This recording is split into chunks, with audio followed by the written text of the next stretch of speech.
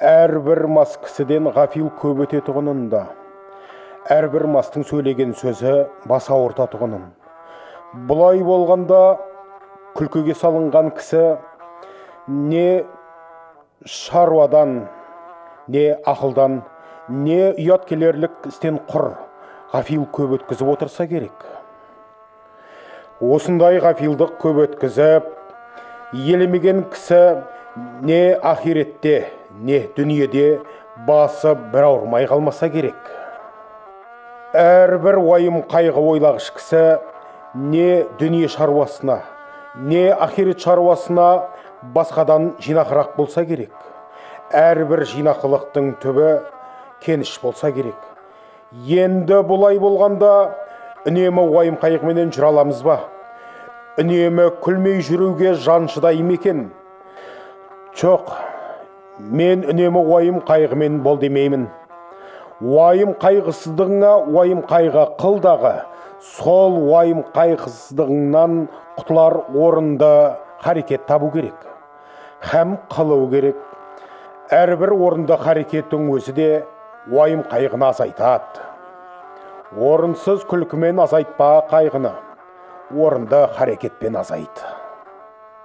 Шығар есігін таба алмай, уайым қайғының ішіне кіріп алып, қамалып қалмақ, ол өзі бір антұрғандық.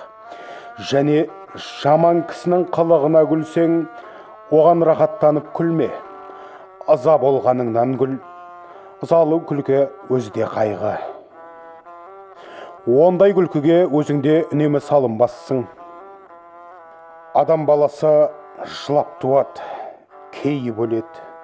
Екі ортада бұл дүниенің рахатының қайда екенін білмей, есіл өмірді ескерусіз босқа, болмас өмірге қор еткізіп өткізеді де, ақыр соңында бір күндік өмірді бар малына сатып алуға таба алмайды.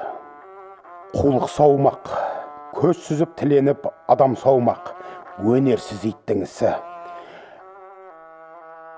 Әуелі бір құдайға сүйеніп, содан кейін өз күшіңе сүйеніп, еңбегіңді сау.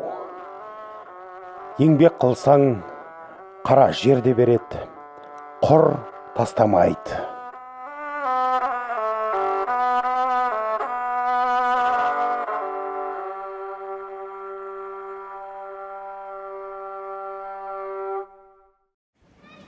Ұлы қазақ ақыны, философ, сазгер, ағартушы Абай Құнанбайұлының туғанына 180 жыл толуына арналған челленджді Ақмола облысының филиалына жолдаймыз.